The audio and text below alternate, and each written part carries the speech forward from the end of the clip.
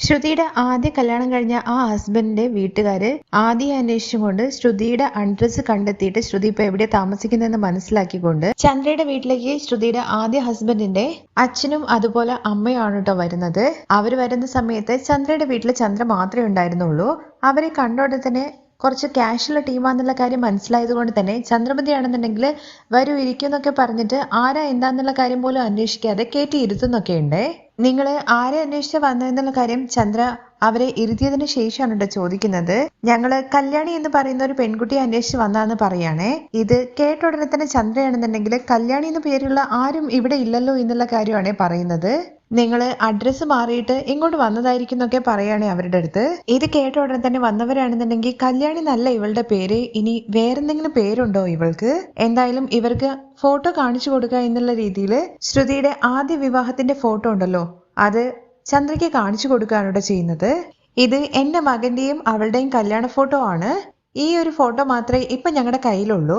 ഈ ഫോട്ടോ കണ്ട ചന്ദ്രമതി ആണെന്നുണ്ടെങ്കിൽ ആകെ ഷോക്കായ പോലെ നിൽക്കുവാണ് കേട്ടോ. നിങ്ങൾ എന്തൊക്കെയാ ഈ പറയുന്നത് എന്നുള്ള കാര്യം ചോദിക്കുമ്പോൾ അതെ, ഞങ്ങൾ പറഞ്ഞത് സത്യം തന്നെയാണ്. ഇത് എന്റെ മകന്റെ ഭാര്യയാണ്. എന്റെ മരുമകളെ അന്വേഷിച്ചിട്ടാണ് വന്നത് ഞാനിവിടെ. അവളുടെ അഡ്രസ്സ് ഇവിടെയാണെന്നുള്ള കാര്യം മനസ്സിലാക്കിക്കൊണ്ടാണ് ഞങ്ങൾ ഇങ്ങോട്ടേക്ക് വന്നിരിക്കുന്നത്. എന്റെ മകൻ അസുഖം വന്ന് മരിച്ചതാണ്. അതിനുശേഷം പിന്നെ എന്റെ മരുമകളെയും അതുപോലെ തന്നെ എന്റെ പേരക്കുട്ടിയും ഇതുവരെ ഞങ്ങൾക്ക് കാണാൻ വേണ്ടിയിട്ട് സാധിച്ചിട്ടില്ല. ഒരുപാട് നാളായിട്ട് അവർക്ക് വേണ്ടിയിട്ടുള്ള അന്വേഷണത്തിലായിരുന്നു. ഒടുവിലാണ് ഇവിടുത്തെ അഡ്രസ്സ് ഞങ്ങൾക്ക് കിട്ടിയത്.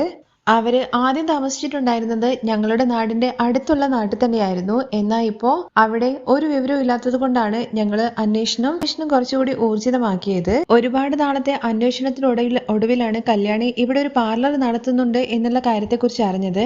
അവിടെ ചെന്ന് അന്വേഷിച്ചപ്പോഴാണ് ഈ അഡ്രസ്സ് അവർ തന്നത്. ഞങ്ങൾ കണ്ണടയുന്നതിന് മുമ്പായിട്ടെങ്കിലും എന്റെ മകനെ എന്റെ പേരക്കുട്ടിയെ ഒരു നോക്ക് കാണണമെന്നുള്ള ആഗ്രഹത്തിലാണ് ഞങ്ങൾ ഇങ്ങോട്ടേക്ക് കയറി വന്നത്. ദയവ് ചെയ്തിട്ട് അവര് ഇവിടെ ഉണ്ടോ ഇല്ലയോ എന്നുള്ള കാര്യം ഒന്ന് പറയോ എന്നുള്ള കാര്യം ശ്രുതിയുടെ ആദ്യത്തെ അമ്മായിയമ്മ ചന്ദ്രയുടെ അടുത്ത് ചോദിക്കുകയാണ് കേട്ടോ ചെയ്യുന്നത്. എന്നാൽ ഇത് കേട്ട് ചന്ദ്രയാണെങ്കിൽ മനസ്സിൽ വിചാരിക്കുന്നുണ്ട്, ഇപ്പൊ ശ്രുതി ഇവിടെയാണ് എന്റെ മരുമകളാണെന്നുള്ള സത്യം ഇവരെടുത്ത് പറഞ്ഞു കഴിഞ്ഞു കഴിഞ്ഞാൽ നാട്ടിലുള്ള എല്ലാവരും അറിയും ശ്രുതി ഓൾറെഡി കല്യാണം കഴിച്ചതാണ് എന്നും അവൾക്ക് ഒരു കുട്ടിയുണ്ട് എന്നുള്ള കാര്യവും. അതുകൊണ്ട് തൽക്കാലം ഇതിനെക്കുറിച്ച് അവരെടുത്ത് പറയേണ്ടെന്ന് വിചാരിക്കുകയാണ്. അതുമാത്രമല്ല ചന്ദ്രമതി കൂട്ടിക്കൊണ്ടുവന്ന മരുമകളാണല്ലോ ശ്രുതി. സച്ചിയാണെന്നുണ്ടെങ്കിൽ അവളെ കണ്ടത് മുതൽ തന്നെ പറയുന്നുണ്ട് അവൾക്ക് എന്തൊക്കെയോ ഉടായ്പുണ്ട്, അവൾ നല്ലൊരു കേടിയാണ് എന്നുള്ള കാര്യം. ഇതുകൂടി അറിഞ്ഞു കഴിഞ്ഞാൽ അവർ രണ്ടുപേരും കൂടി ചേർന്നിട്ട് എന്റെ തലയിൽ താണ്ഡവാടും. അതുമാത്രമല്ല അമ്മ ഈ കാര്യത്തെക്കുറിച്ച് അറിഞ്ഞു കഴിഞ്ഞു കഴിഞ്ഞാൽ അതും വേറെ പ്രശ്നമാകും. എന്തായാലും ശ്രുതിയുടെ ജീവിതത്തെ കുറിച്ചിട്ടും ഞാൻ ചിന്തിക്കണല്ലോ. അങ്ങനെ ചന്ദ്ര ഓരോരോ കാര്യങ്ങൾ ഇങ്ങനെ ഓർത്തോണ്ടിരിക്കുന്ന സമയത്ത് അവരാണെന്നുണ്ടെങ്കിൽ ചന്ദ്രമതി എന്താ ഒന്നും മിണ്ടാത്തെന്ന് വിചാരിച്ചിട്ട് നിങ്ങളെന്താ ചേച്ചി ഒന്നും മിണ്ടാത്തെന്നുള്ള കാര്യം ചോദിക്കുന്നുണ്ട് കേട്ടോ. അപ്പോഴും ചന്ദ്ര ഭയങ്കര ആലോചനയിലാണ്. തുടർന്ന് അവര് തിരിഞ്ഞു നോക്കുന്ന സമയത്താണ് സുധിയുടെയും അതുപോലെ ശ്രുതിയുടെയും കല്യാണ ഫോട്ടോ അവിടെ അവര് കാണുന്നത്. അത് കണ്ടോടെ തന്നെ ചന്ദ്രമതിയുടെ അടുത്ത് ദേ ഇതാണ് എന്റെ മരുമകള്, ഇവള് വേറെ കല്യാണം കഴിച്ചോ എന്നൊക്കെ ചോദിക്കുകയാണേ. നിങ്ങളാണോ ഇവളുടെ അമ്മായിമ്മ എന്നുള്ള കാര്യം കൂടി ചോദിക്കുമ്പോഴേക്കും ചന്ദ്രയ്ക്കാണെന്നുണ്ടെങ്കിൽ ഇവര് പറയുന്നതൊന്നും കേട്ടിട്ട് അത്ര ദഹിക്കാനേ പറ്റുന്നില്ല. എന്തൊക്കെയാ നിങ്ങൾ ഈ പറയുന്നത്, ഈ പറയുന്ന കാര്യങ്ങളൊക്കെ സത്യമാണോ എന്നുള്ള കാര്യം വീണ്ടും ചോദിക്കുകയാണ് കേട്ടോ. ഞാൻ എന്തിനാണ് ഇവിടെ വന്നിട്ട് നിങ്ങളോട് കള്ളം പറയുന്നത്? ഞങ്ങള് ഒരു കോടീശ്വര ഫാമിലി തന്നെയാണ്. എന്റെ മരുമകളെ ഞങ്ങളുടെ വീട്ടിൽ വെച്ച് നോക്കണമെന്നായിരുന്നു ഞങ്ങളുടെ ആഗ്രഹം. പക്ഷെ അവളാണെന്നുണ്ടെങ്കിൽ പേരക്കുട്ടിയും കൂട്ടിയിട്ട് അവിടുന്ന് പോവുകയാണ് ചെയ്തത്. അതിനുശേഷം അവളെ കുറിച്ചിട്ട് എനിക്ക് ഒരു വിവരവും ഉണ്ടായിരുന്നില്ല. ഇപ്പോഴും ഞങ്ങളുടെ പേരക്കുട്ടിയെ ഒരു നോക്ക് കാണാൻ വേണ്ടി മാത്രമാണ് ഞങ്ങൾ ഇങ്ങോട്ടേക്ക് വന്നത്. ഇതൊന്നും കേട്ടിട്ട് ചന്ദ്രയ്ക്ക് വിശ്വാസമായിട്ടുണ്ടെങ്കിൽ പോലും അവരുടെ അടുത്ത് പറയുന്നത് നിങ്ങൾ പറയുന്ന ആളൊന്നുമല്ല, ഇത് വേറൊരാളെ ആണ്, ഇത് എന്റെ മരുമകളാണ്, ഇവള് വേറെ കല്യാണം കഴിച്ചിട്ടില്ല, ഇവൾക്ക് കുട്ടിയൊന്നും ഇല്ല എന്നൊക്കെയാണ് കേട്ടോ അവരുടെ അടുത്ത് പറയുന്നത്. ഞങ്ങൾ പറയുന്ന കാര്യങ്ങളെല്ലാം സത്യമാണ് എന്നും ദയവ് ചെയ്തിട്ട് ഞങ്ങൾക്ക് അവളെ ഒന്ന് കാണാനുള്ള ഒരു അവസരം ഉണ്ടാക്കി തരണം എന്നൊക്കെ പറയുമ്പോൾ ചന്ദ്രയാണെന്നുണ്ടെങ്കിൽ അവരുടെ അടുത്ത് നിങ്ങൾ ദയവ് ചെയ്തിട്ട് ഇവിടുന്ന് ഇറങ്ങി പോവോ, വെറുതെ പ്രശ്നം ഉണ്ടാക്കരുത് എന്നൊക്കെ പറഞ്ഞിട്ട് അവരവിടുന്ന് ആട്ടി ഇറക്കി വിടുവാണ് കേട്ടോ. അവരും കുറച്ച് മാന്യതയുള്ള ആൾക്കാരായതുകൊണ്ട് തന്നെ ചന്ദ്രമതിയുടെ വർത്തമാനം കേൾക്കുമ്പോൾ അവരവിടുന്ന് പോവുകയും ചെയ്യുന്നുണ്ട്. അവര് പോയി കഴിഞ്ഞതിന് ശേഷം ചന്ദ്രമതിക്ക് ആകെ ടെൻഷൻ ആവുന്നുണ്ട് കേട്ടോ. ഇതെന്താ ഇവര് ഇങ്ങനെയൊക്കെ വന്ന് പറഞ്ഞു പോകുന്നെന്നുള്ള കാര്യം ചിന്തിക്കുന്നത്. ആ തിരക്കിനിടയിലാണെന്നുണ്ടെങ്കിൽ ചന്ദ്രയുടെ കയ്യിലേക്ക് കൊടുത്തിരിക്കുന്ന നമ്മുടെ ശ്രുതിയുടെ കല്യാണ ഫോട്ടോ ഉണ്ടല്ലോ അത് അവർ തിരിച്ചു മേടിക്കുന്നില്ല. ആ ഫോട്ടോ ചന്ദ്രമതി ഭദ്രമായിട്ട് സൂക്ഷിച്ചു വെക്കുന്നുണ്ട്. കാരണം ആരെങ്കിലും കണ്ടു കഴിഞ്ഞു കഴിഞ്ഞാൽ അത് പ്രശ്നമാവുമല്ലോ. ഇതിന്റെ സത്യാവസ്ഥ എന്താന്നുള്ള കാര്യം ശ്രുതിയെ ഈ ഫോട്ടോ കാണിച്ചിട്ട് ചന്ദ്രമതിക്ക് അന്വേഷിക്കുകയും വേണമല്ലോ. എന്തായാലും ശ്രുതി ഇങ്ങോട്ട് വരട്ടെ, അത് കഴിഞ്ഞിട്ട് വേണം അവളുടെ കാര്യത്തിൽ ഇന്നൊരു തീരുമാനമാക്കാൻ എന്നൊക്കെ പറഞ്ഞുകൊണ്ടിരിക്കുമ്പോഴാണ് ശ്രുതി അങ്ങോട്ടേക്ക് കയറി വരുന്നത്. അപ്പോഴേക്കും ഒരുവിധം എല്ലാവരും വീട്ടിലേക്ക് എത്തിയിട്ടുണ്ടായിരുന്നു. എല്ലാവരുടെ മുമ്പിൽ വെച്ചിട്ടും ചന്ദ്രയ്ക്ക് ഈ കാര്യത്തെക്കുറിച്ച് ചോദിക്കാൻ വേണ്ടി പറ്റാത്തത് കൊണ്ട് തന്നെ ശ്രുതി, നീ ഒന്ന് വന്നേ, എനിക്ക് ഒരു കാര്യം ചോദിക്കാനുണ്ടെന്ന് പറഞ്ഞിട്ട് റൂമിലേക്ക് കൂട്ടിക്കൊണ്ടു പോവാണേ. ഇതെന്താ ആന്റി പതിവില്ലാതെ ഇങ്ങനെയൊക്കെ സംസാരിക്കുന്നതെന്നുള്ള കാര്യം ചോദിക്കുമ്പോൾ പതിവില്ലാത്ത കാര്യങ്ങളാണല്ലോ നടന്നുകൊണ്ടിരിക്കുന്നത്, അതുകൊണ്ടാണ് നീ വാ എന്ന് പറഞ്ഞിട്ട് റൂമിലേക്ക് കൂട്ടിക്കൊണ്ടു പോവാണേ. ഞാൻ ശ്രുതി നിന്റെ പഴയ കാലത്തെക്കുറിച്ച് ഒന്ന് അറിയാമെന്ന് വിചാരിച്ചിട്ട് വിളിച്ചതാന്ന് പറയുന്നുണ്ട്. എന്റെ കഴിഞ്ഞ കാലങ്ങളെ കുറിച്ചൊക്കെ ഞാൻ ആന്റിയുടെ അടുത്ത് പറഞ്ഞതല്ലേ. എനിക്ക് ഒരു അച്ഛൻ മാത്രമേ ഉള്ളൂ. അച്ഛൻ വേറെ കല്യാണം കഴിച്ചതാണ്. അച്ഛൻ ഇപ്പോൾ ഉള്ളത് മലേഷ്യയിലാണ്. പിന്നെ എന്റെ അമ്മ മരിച്ചുപോയി എന്നുള്ള കാര്യങ്ങളെ കുറിച്ചൊക്കെ പറയുമ്പോഴേക്കും ഞാൻ അതിനെക്കുറിച്ചല്ല ശ്രുതി ചോദിച്ചു വന്നത്, നിന്റെ ആദ്യത്തെ വിവാഹത്തെ കുറിച്ചാണെന്നുള്ള കാര്യം പറയുമ്പോൾ ശ്രുതി ഒന്ന് ഞെട്ടുന്നുണ്ടെങ്കിലും ആ ഒരു ഞെട്ടൽ ഭാവം ഒന്നും ചന്ദ്രയുടെ മുമ്പിൽ കാണിക്കാൻ വേണ്ടി പറ്റില്ലല്ലോ. എന്താ ആന്റി ഇങ്ങനെയൊക്കെ പറയുന്നത്, എനിക്ക് ഇതിനു മുമ്പ് കല്യാണം ഒന്നും ആയിട്ടില്ലല്ലോ എന്നൊക്കെ ചോദിക്കുകയാണ് ശ്രുതി. ആന്റി എന്താ ഇപ്പോ ഇങ്ങനെയൊക്കെ ചോദിക്കുന്നത് എന്നുള്ള കാര്യം ചോദിക്കുമ്പോൾ എല്ലാത്തിനും ഒരു കാരണമുണ്ടെന്ന് കൂട്ടിക്കോ ശ്രുതി. അയ്യോ ആന്റി അങ്ങനെയൊന്നുമില്ല, അന്ന് ശ്രുതിയും ഇതിനെക്കുറിച്ച് ചോദിച്ചിട്ടുണ്ടായിരുന്നു, പക്ഷേ എനിക്ക് അങ്ങനെ ഒരു സംഭവമേ ഇല്ല. ഓ അങ്ങനെയാണല്ലേ, അങ്ങനെയാണെന്നുണ്ടെങ്കിൽ ശ്രുതി ഈ ഫോട്ടോ നോക്കിയിട്ട് ഇത് ആരാണെന്നുള്ള കാര്യം നീ ഒന്ന് പറഞ്ഞു തന്നെ എന്ന് പറഞ്ഞിട്ട് ആ കല്യാണ ഫോട്ടോ ചന്ദ്രമതി ശ്രുതിക്ക് കാണിച്ചു കൊടുക്കുവാണേ.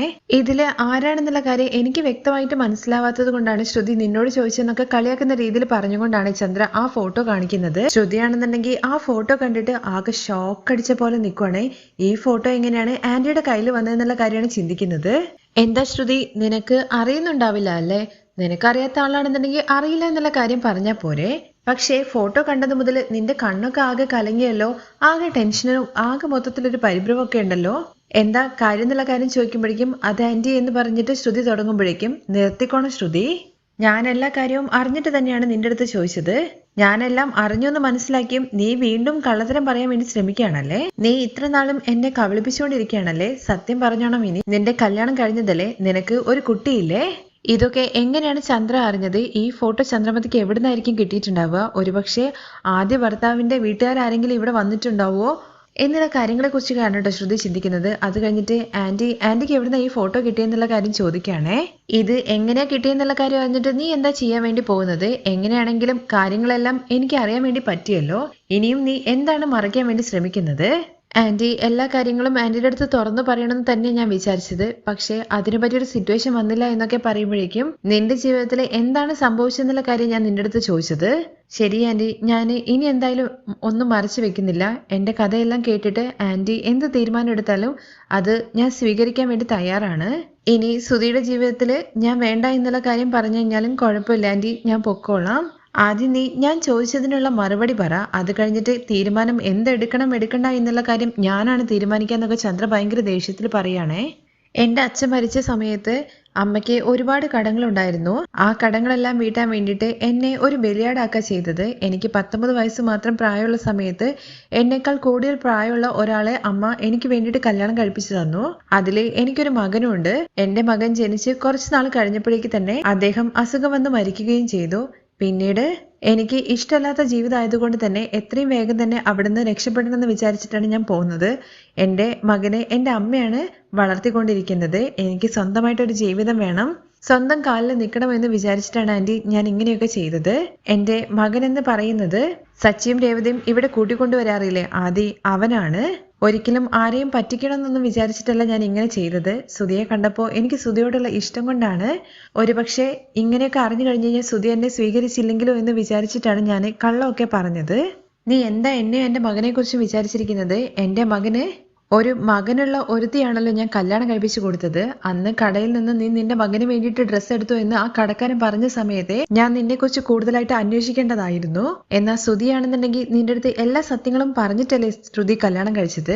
1 വർഷം അവൻ നീലിമയോടൊപ്പം ഭാര്യ ഭർത്താക്കന്മാരെ പോലെ ജീവിച്ചതിന് ശേഷമാണ് നിന്നെ കല്യാണം കഴിച്ചതെന്നുള്ള സത്യമൊക്കെ നിന്റെ അടുത്ത് തുറന്നു പറഞ്ഞിട്ടല്ലേ കല്യാണം കഴിച്ചത്. എന്നാൽ എൻ്റെ മോന്റെ ജീവിതം നശിപ്പിക്കാൻ വേണ്ടിയിട്ട് നീ ഇനി പറയാത്ത നുണകൾ എന്തെങ്കിലും ഉണ്ടോ? അങ്ങനെ ചന്ദ്ര ഭയങ്കര ദേഷ്യത്തിൽ ഓരോ കാര്യങ്ങളൊക്കെ പറയുന്നത് കേൾക്കുമ്പോഴേക്കും ശ്രുതിക്ക് കാര്യം മനസ്സിലാവുന്നുണ്ട്. ഒരുപക്ഷെ ഇപ്പം തന്നെ വീട്ടിൽ നിന്ന് ഇറക്കി വിടും എന്നുള്ള കാര്യം. അതുകൊണ്ട് തന്നെ ആന്റി സോറി ആന്റി, എന്നെ ഒരിക്കലും സുധിയിൽ നിന്ന് അകറ്റരുത്, സുധിയില്ലാതെ എനിക്ക് ജീവിക്കാൻ വേണ്ടി പറ്റില്ല എന്നൊക്കെ പറയാണേ. ഈ കാര്യങ്ങളെല്ലാം സുധി അറിഞ്ഞു കഴിഞ്ഞാൽ അവൻ തന്നെ നിന്നെ കഴുത്തിന് പിടിച്ചിട്ട് പുറത്താക്കുന്നുള്ള കാര്യമാണ് ചന്ദ്ര പറയുന്നത്. ആന്റി, സുധിയുടെ അടുത്ത് എല്ലാ കാര്യങ്ങളും ഞാൻ തുറന്നു പറയണമെന്ന് തന്നെ വിചാരിച്ചതാണ്, പക്ഷെ അതിനുള്ളൊരു അവസരം വന്നില്ല. ആന്റി എന്ത് വേണമെങ്കിലും പറഞ്ഞോളൂ, ഞാൻ അതൊക്കെ ചെയ്യാൻ വേണ്ടി തയ്യാറാണ്, പക്ഷെ സുധിയെ എന്നിൽ നിന്ന് ഒരിക്കലും അകറ്റരുത് എന്നുള്ള കാര്യമാണ് ഈ ശ്രുതി പറയുന്നത്. നിന്നെ ഞാൻ ഇപ്പൊ തന്നെ ഇവിടുന്ന് പിടിച്ച് പുറത്താക്കേണ്ടതാണ്, പക്ഷെ ഈ കാര്യങ്ങള് എന്റെ അമ്മായിമ്മ അറിഞ്ഞു കഴിഞ്ഞു കഴിഞ്ഞാൽ എന്റെ മുഖത്ത് നോക്കി തുപ്പും. കാരണം നിന്നെ ഇങ്ങോട്ട് മരുമകളായിട്ട് ഞാനാണ് കൂട്ടിക്കൊണ്ടു വന്നത്. പിന്നെ സച്ചിയും അതുപോലെ രേവതി അറിഞ്ഞാലുണ്ടാവുന്ന കാര്യങ്ങളെ കുറിച്ച് നിനക്ക് അറിയാലോ. നിന്നെ ഇവിടുന്ന് ഇറക്കി വിട്ടു കഴിഞ്ഞു കഴിഞ്ഞാലും ഇവിടെ എനിക്ക് തല പൊക്കാൻ വേണ്ടി പോലും പറ്റാത്ത അവസ്ഥയിൽ ഞാൻ ഇവിടെ നാണം കെട്ടി ജീവിക്കേണ്ടി വരും. ഇതൊക്കെ മനസ്സിലാക്കിക്കൊണ്ടാണ് നിന്നെ ഞാൻ ഇവിടുന്ന് ഇറക്കി വിടാത്തത്, അല്ലെങ്കിൽ നീ വന്നു കയറി ആ നിമിഷം തന്നെ ഞാൻ ഇവിടുന്ന് ചവിട്ടി നിന്നെ പുറത്താക്കിയേനെ. ഇനി ഈ കാര്യങ്ങളൊക്കെ ശ്രുതി അറിഞ്ഞു കഴിഞ്ഞു കഴിഞ്ഞാൽ എന്തൊക്കെ സംഭവിക്കാൻ വേണ്ടി പോകുന്നെന്ന് അറിയില്ല. രേവതി എത്ര തരം താഴ്ന്ന കുടുംബത്തിലുള്ളതാണെന്നുണ്ടെങ്കിലും അവള് ഒരിക്കലും കള്ളം പറയില്ല. അവരെക്കാളും മോശപ്പെട്ട കുടുംബ പശ്ചാത്തലത്തിൽ നിന്നല്ലേ നീ വന്നിരിക്കുന്നത്. ഒന്ന് കെട്ടിയിട്ട് അത് മറച്ചു വെച്ചിട്ടാണ് എന്റെ മോന്റെ ജീവൻ തകർക്കാൻ വേണ്ടി നീ കയറി വന്നിരിക്കുന്നത്.